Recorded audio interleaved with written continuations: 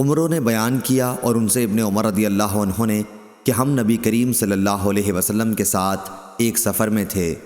मैं हज़रत उमर रदी अल्लाह अन्हु के एक नए और सरकश ऊँट पर सवार था।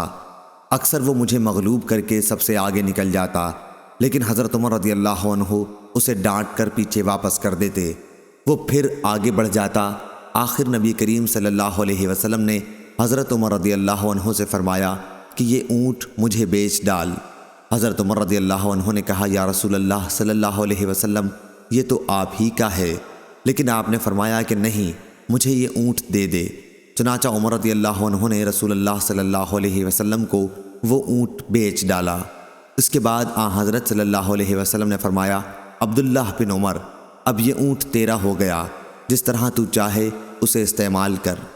सही बुखारी हदीस नंबर 2115।